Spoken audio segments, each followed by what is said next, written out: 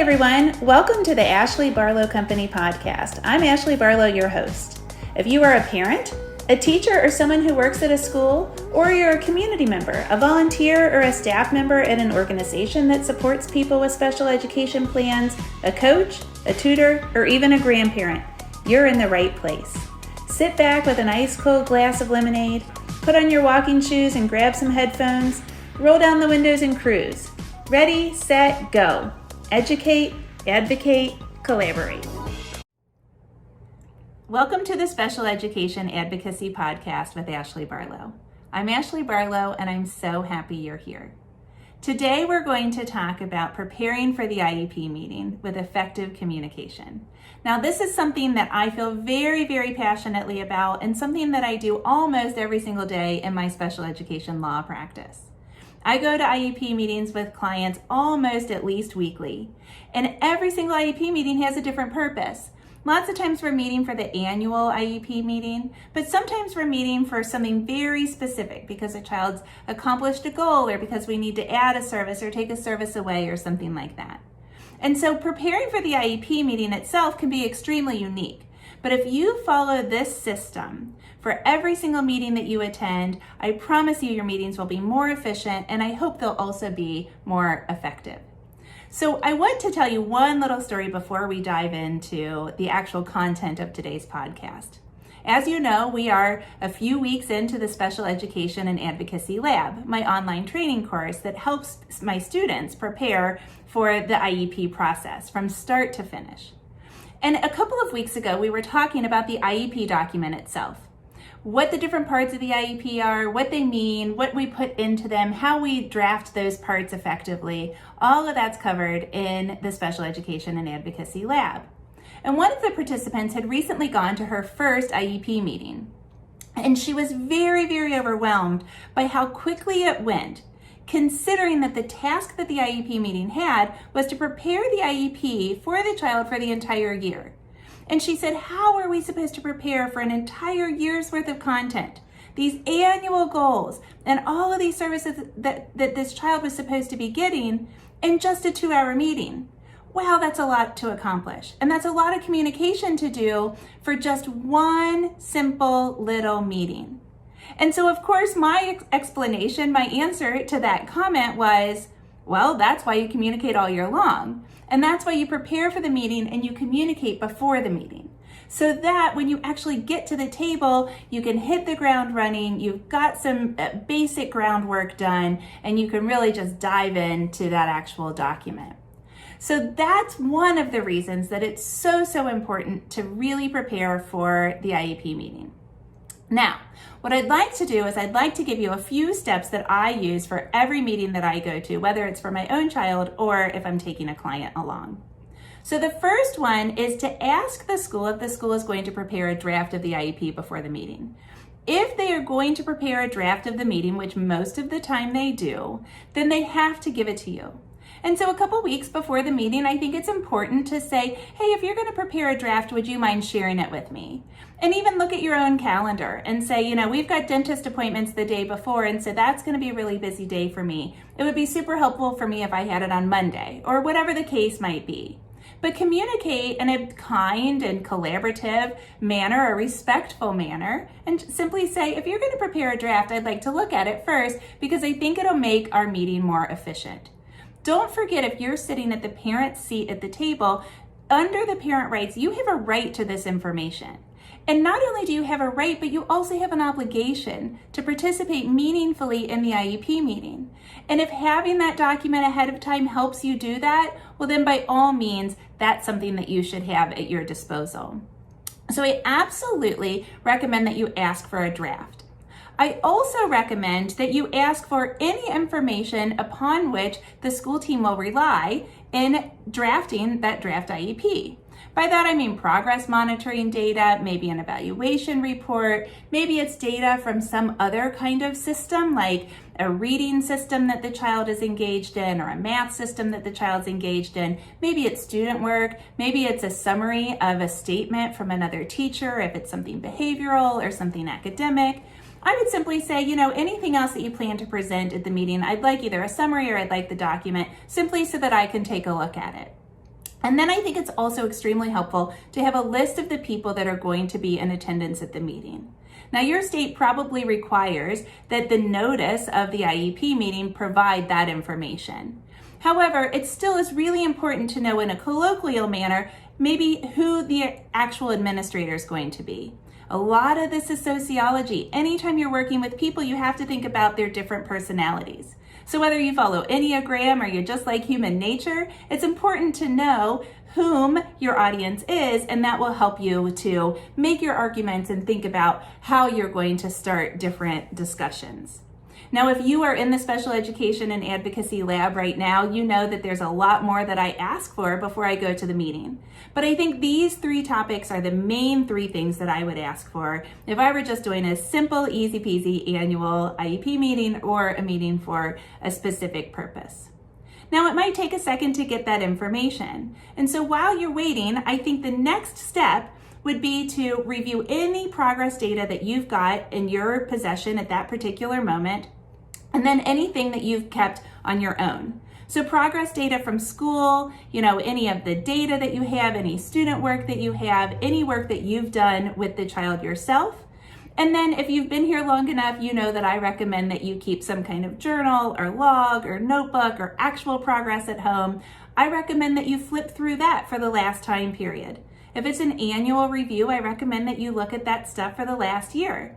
The reason that you keep it is so that you can actively participate in developing the correct documentation for your child. And if we're preparing for an IEP meeting, then we need to look through all of that information for the last year, because what happens one year then becomes relevant the next year. Now, when you get the school's draft, obviously the first thing I want for you to do is to read it. So step 3 is when you get that draft, I want for you to read it. Read it through one time without doing anything. Just simply read it and see if you can get a gist for it. I used to read it with a pencil in my hand, and I would read the first 2 goals and they'd be reading, and then maybe the 3rd goal would move on to math. And so I would stop right there, and as goal 3, I would write, I really think we need some kind of reading comprehension goal, because I thought we had moved on from reading. Well, then I would get down to goal 8 and it would be that reading comprehension goal. So it's really important to look at the document all at once at the beginning without making any notes. Look at it, see what the other side has to say, not the other side, but what the school side has to say, and then let that kind of sink in. On second reading, suggest any revisions to that document. It might be some wordsmithing that you choose. It might be some complete revisions. I don't like this goal. I think we need this goal. Or I think we can take this goal out. Look at the document and see if you would make any changes. Now, what I do when I look at it is I actually handwrite the changes onto the document. I send my handwritten document back to school. Now, if I'm doing this for a client, I actually take my comments, hopefully in 2 different colors, so that then I can just simply erase the commentary that goes directly to my client, and I can keep the commentary that will go back to school. I send handwritten documents because it's easier to amend the document as it goes in order if it's right there on the document. So I actually take out a pencil, or on my computer I make notes, and then that's a document that I send back over to the school. So once you've made revisions, then I want for you to step outside that document and think about the stuff that I just had you review in step 2. And think, now, is there anything else that I would recommend adding into this document? You've looked at it receptively and you've said, okay, this is what school says, and this is what I want to add to what school says. But now an even harder thing is, I'm the expert on my child, or I'm sitting at this from a different point of view from the person that drafted this. What else do I want to add in? Do I see a need in the community? Or do I see a different speech need? Or do I see a different academic need? And would I like to bring that in? And if I do want to bring that in, then I want for you to write that down also. Now, you might write it down on the back of the document in your handwritten note. You might write it down in an email. You might write it down in any different format. But you have an obligation to participate in the development of that IEP. And so if there's something that you would like to add, I simply recommend that you make note of what you would like to add. So that's step 3. Review the school's draft when you get it. consider what you would change, and then consider what you would add to that document. Now, step 4 is look at your notes and think about anything that you need to substantiate your advocacy. So do you need a journal entry? Do you need some student work? Do you need little video clips? What do you need in order to say, I think there's a need for X, Y, and Z. I'd like to revise your document to say this, or this, and here's the reason why. You know that I like to add objective information behind my subjective advocacy. So if I as a mom say, gosh, I would really like a receptive speech goal, I better be able to say because, and then add some objective information. Because when I say blah, blah, blah, my child doesn't seem to understand. When I ask questions after I've said something, my child can't answer. I'd like to work on this particular sound in speech.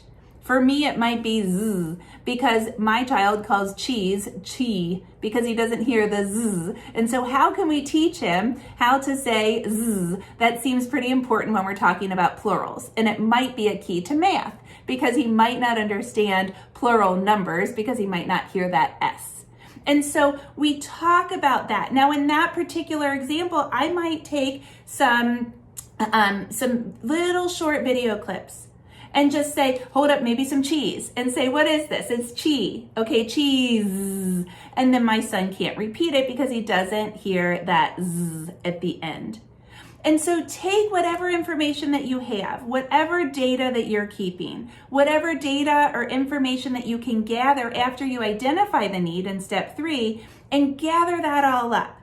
Get it together because you're going to use that in the meeting and hopefully before the meeting to say, this is what I think and here is why.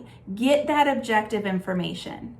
Now, if you're keeping journals or logs, or if you're keeping some kind of diary, then sometimes it's important to actually take the information that you have and assimilate it into something that's easier for the other people on the team to understand.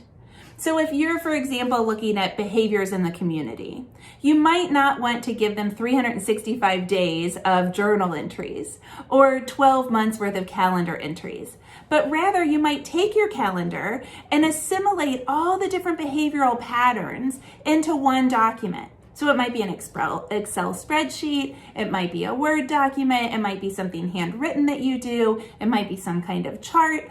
But you can take the information that you've gathered, as messy as it is when it happens organically in life, and take that and assimilate it into one thing. It won't take you very long to make that into something nice and something easy to share. And if you do that, you take the time before the meeting, then when you go into the meeting, you aren't spinning, saying, well, hang on, let me flip to January. Yeah, it did happen one time in January. And you're flipping and you're flipping. It looks like it didn't happen in February. And then you look at your husband and say, I could have sworn it happened in February. And then you flip and you say, oh no, it was March 1st that it happened again. So take all that information, as messy and organic as it is, over the course of the year, if you're progress monitoring, if you do what I recommend and you take journals, you take diaries, you take logs, but then before the meeting, consider condensing it into something that's more meaningful and something that you can convey efficiently. And then if school says, well, how do you know this? Then you could say, oh, well, I keep this journal, and here's a copy of the journal that I actually keep. And so you're taking all of that information and you're gathering it. Now, some of the information might come from outside sources. So you might think, in private tutoring, my child is working on this particular reading strategy and it's really seeming to work. I'd love for school to consider this particular reading strategy. Well, then it might be helpful to get something from the tutor to explain why it's working in private tutoring. So you might consider asking that private tutor to maybe even come to the meeting or to present some kind of presentation, whether it's maybe a PowerPoint or a report from the tutor or a video from the tutor or some kind of progress monitoring from the tutor. Bring that information from an outside source, not from something that you've kept as a professional or as a parent or as your role at the IEP meeting.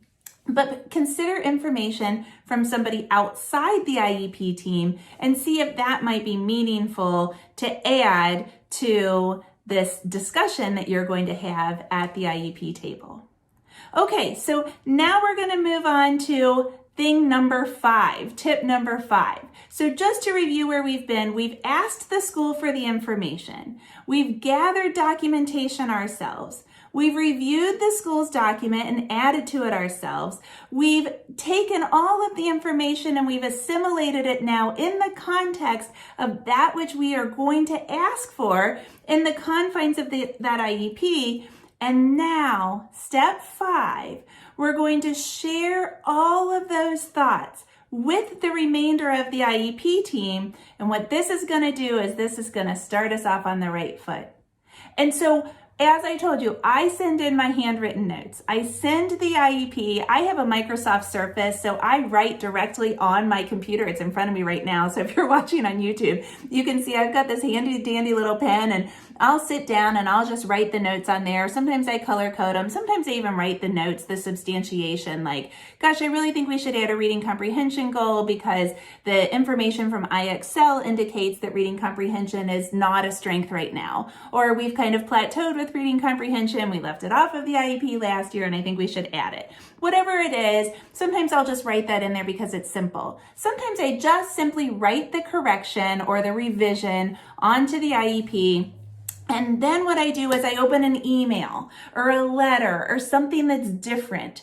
And then I'll say, as you'll see, I ask that we add a reading comprehension goal, and here's the substantiation for that. And if I attach data from someplace else, or if I attach a report, or if I've got some other information, then I'll reference that in that document. So the email, which is what I typically send, will kind of bring it all together. It'll have the handwritten notes as an attachment, but it'll also have just kind of a paragraph in prose form that will explain various different things. One revision that I make to IEPs really, really often is I don't like for behavior to look like it's voluntary. My child has ADHD, and I remember before he took medication for his ADHD, I recognized that he was extremely impulsive. And honestly, I felt so terrible for him because his body wanted to behave. His brain wanted to keep his hands to himself. He didn't want to have to touch every single wall, every single surface, every single person. He was literally pulling other children's hair out. And I felt so sorry for him. And so what I would say to him is, tell your hands to stay in your pockets. Tell your body to have quiet hands. And then I would give him a visual. I would cross my hands and put them in my lap. Tell your body to walk down the hall with your hands at your side. Tell your body, because he didn't have control with that impulsivity to do it himself. And so oftentimes I'll read an IEP draft that will say, if it's my child, Jack will behave well if he if he chooses to. If he wants to do well, he'll do a good job. Well, that kind of stuff makes me incredibly sad because Jack's behavior is really affected by his impulsivity. And so he always wants to do well. It's human nature to want to do well. And he doesn't have any kind of other condition that affects that human nature. But his impulsivity would get in the way, and then his desire to do good, to behave well, would be affected negatively by that impulsivity. And so that's something that takes a second to explain. And so on the IEP itself, I, for example, would correct the language in a way that was more acceptable to me. Because I agree that Jack does well if his behavior doesn't get in the way. He is able to attend better to academic and fine motor tasks and all of the other tasks if his behavior doesn't get in the way. And so that statement in and of itself is important to Jack's behavioral profile and to his academic profile. But it was bothersome to me that we would write language that would make it look like his fault. And honestly, I don't think this has ever happened in my own particular case, but I have a lot of children with Down syndrome, a lot of children with CP that are on my caseload as a special education attorney, and I see these statements really often. And so then what I do is I write a paragraph. I correct the language in something that's reasonable to me on the document, and then I write a paragraph in the email that explains that impulsivity or explains that human desire to want to do well. You know, if we don't have a behavioral diagnosis that wants us to be defiant, then it's important to use the correct language in order to be true to the student and define the function of the behavior, which is the most important piece in supporting the behavior. So that's an example of how I communicate that information to the rest of the team. I'll write the comments on the draft. I'll send the email with additional thoughts or explanations or whatever. I'll attach any documentation that I have to support what I'm saying. And then I also will ask for missing information. I might say, gosh, you know, it would be really helpful to understand the data from that computer system that you use, from IXL or from Edgenuity or from Star Reading. That would be really helpful. I wonder if I could take a look at that. Or, I'm sorry, I don't have the data from the second quarter. I'm sure you sent it home, but I can't find it. Would you be willing to send that over to me before the meeting so I can take a look at it? It's simply a missing hole. Or, I know that every child in this grade level had their vision tested, and I'm wondering if that could be some point of impact here. And so could I have that vision report, you know, something that's not even within the IEP realm, but something that might be helpful to the decision making. So ask for any additional information that might be missing.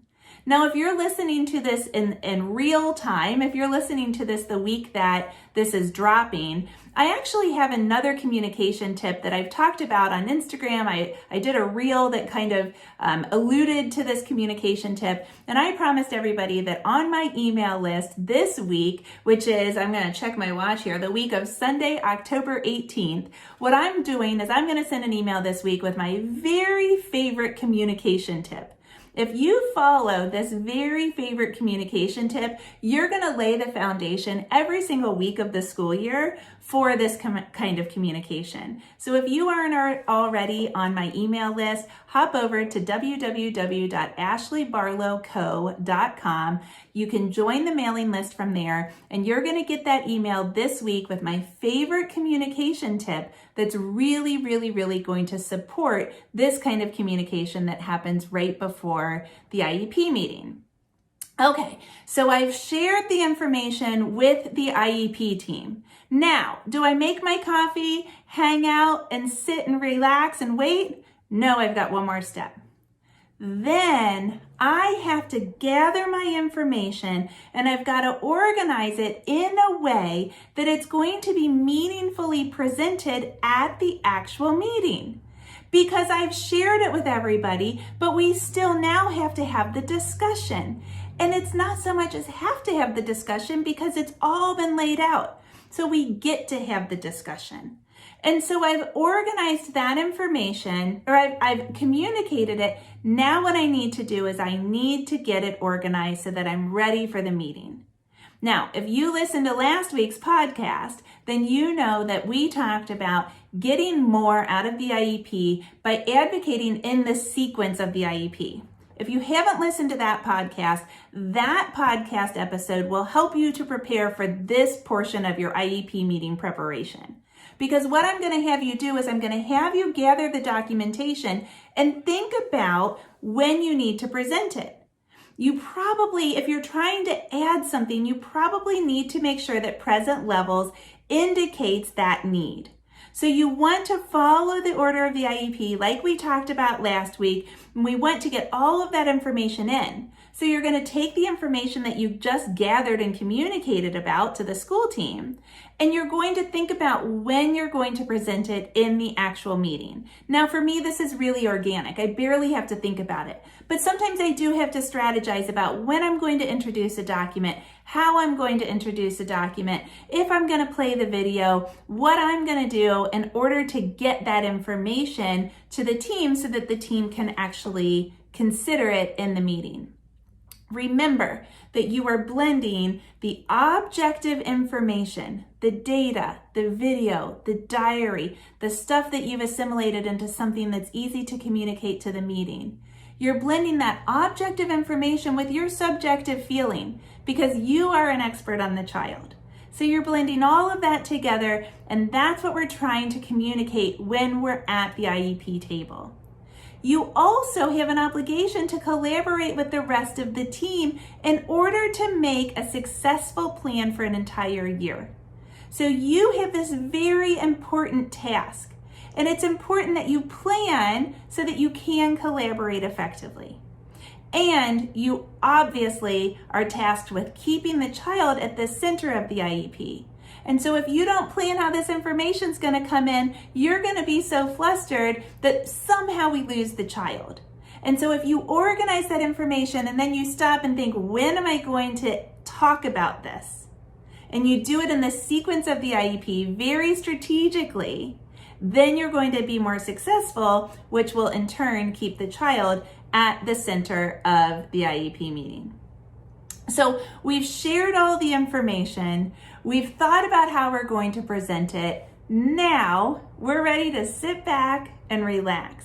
You don't have to be stressed out. You don't have to be that meme of the lady that's drinking coffee at midnight the night before the meeting and then drinking wine at 5 o'clock the same day after the meeting. You don't have to be that person because you have a plan. You have the information to support the plan. You know the child and you are ready to go. This takes a little bit of time. I'll give you that. It takes a little bit of work throughout the school year. We should be doing that anyway. And I promise you that if you prepare for the IEP meeting in this way, your IEP meeting is going to be far more efficient, far more fast. You are going to have a much more meaningful way to participate in the meeting, and you're going to be far less stressed and have a lot more control over the outcome in the meetings. I hope this works for you. I would love to hear if it does. So I would like for you to send me an email, DM me on Facebook or on Instagram, wherever you like to follow me. Give me information. Tell me if this works. Tell me your hesitations. I'm happy to support you if you give me a little bit of feedback and tell me what you think. I can't wait to see you again next week. I actually have a special guest next week, and I'm so excited to share that information with you as well. Have a great week.